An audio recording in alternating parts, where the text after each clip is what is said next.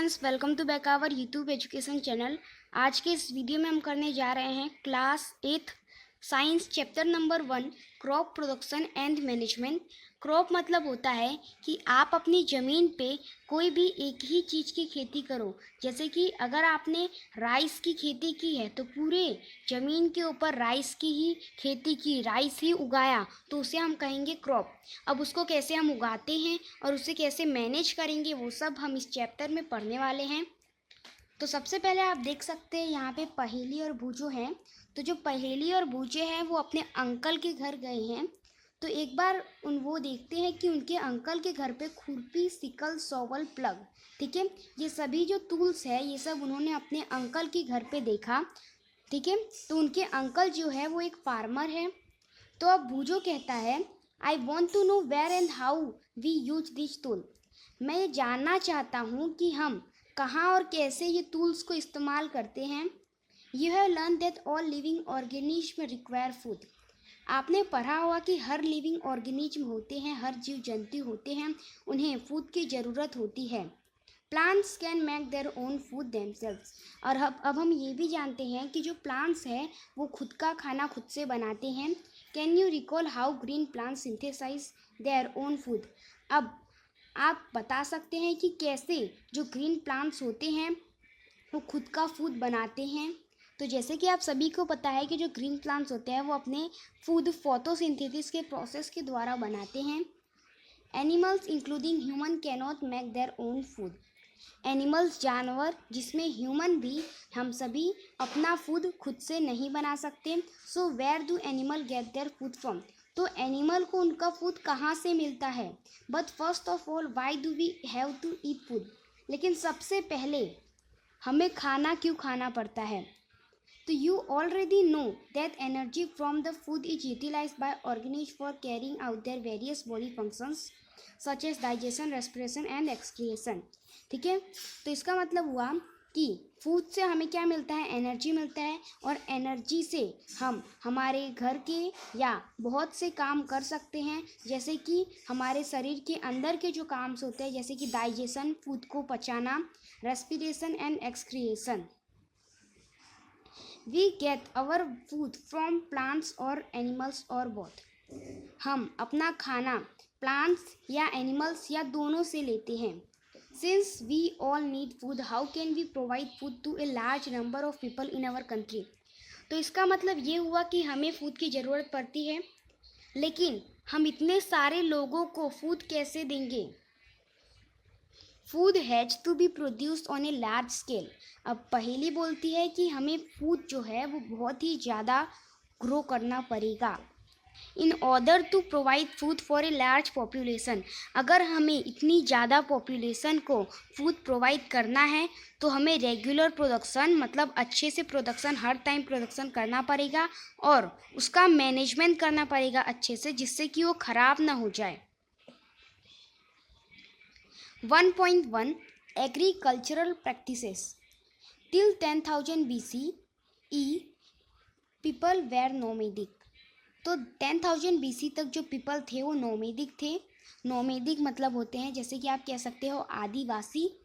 They were wandering in groups from one place to place to search of food and shelter.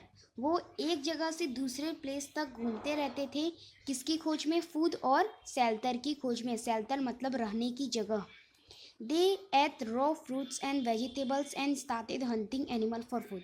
वो कच्चे fruits, कच्चे vegetable और जो animals होते हैं उनको हंट करके उसे फूड के तौर पे खाते थे। Later they could cultivate land and produce rice, wheat and other food crops. और उसके बाद वो कल्टीवेट मतलब ग्रो करना, वो लैंड के ऊपर प्रोड्यूस करने लगे rice, wheat and other crops. Thus watch born agriculture. और इसके बाद से एग्रीकल्चर का जन्म हुआ। When plants of the same kind are cultivated at one place on a large scale, it is called crop। अब एक ही जगह पे बहुत सारे प्लांट्स एक ही जैसे ग्रो किए जाए तो उसे हम कहेंगे क्रॉप। जैसे कि मैंने आपको चैप्टर के स्टार्टिंग में ही बता दिया था। तो सबसे पहले आपको ये लर्न कर लेना है, ये आपकी क्रॉप की डेफिनेशन है।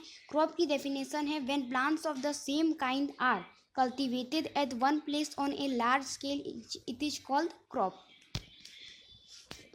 फॉर एग्जाम्पल, अब क्रॉप का एग्जाम्पल हम ले सकते हैं, जैसे wheat means that all the plants grown in a field are that of wheat. इसका मतलब ये हुआ कि जितने भी प्लांट्स फील्ड में ग्रो हुए होंगे वो सभी वीट होंगे. ठीक है. You already know that crop are of different types like cereals, vegetables and fruits. जैसे कि आप सभी जानते हैं कि जो क्रॉप्स होते हैं वो अलग अलग टाइप्स के होते हैं, जैसे serials, vegetables and fruits. These can be classified on the basis of the season in which they grow. इन्हें सीजन के बेसिस पे क्लासीफाइड किया जाता है, अलग अलग किया जाता है कि कौन से सीजन में कौन से फ्रूट्स, वेजिटेबल्स या सीरियल्स ग्रो होते हैं. India is a vast country. India बहुत ही ज़्यादा बड़ी कंट्री है. The climatic condition like temperature, उसके जो क्लाइमेटिक कंडीशन है जैसे टेम्परेचर हो गया, ह्यूमिडिटी हो गई एंड रेनफॉल हो गए, from one region to another. वो एक रीजन पे अगर टेम्परेचर हाई रहेगा तो कहीं पे कम रहेगा. ऐसे अलग अलग जगह पे अलग अलग मौसम रहता है. Accordingly there is a rich variety of crop grown in different parts of the country. तो इसके हिसाब से जैसे कि जहाँ गर्मी होगी वहाँ कोई और क्रॉप, जहाँ ठंडी होगी वहाँ कोई और क्रॉप. तो फिर यहाँ पे क्लाइमेट के हिसाब से जो क्रॉप होते हैं वो ग्रो होते हैं. Despite this diversity two broad cropping pattern can be identified. These are. तो इस हिसाब से 2 क्रॉपिंग पैटर्न आइडेंटिफाई किए गए हैं जो हैं खरीफ क्रॉप और rabi crop. The crop which are sown in the rainy season are called kharif crop. अब क्रॉप जिन्हें हम रेनी सीजन में ग्रो करें उन्हें हम कहते हैं kharif crop. The rainy season, अब इंडिया में जो रेनी सीजन होता है वो जनरली जून टू सितंबर तक होता है.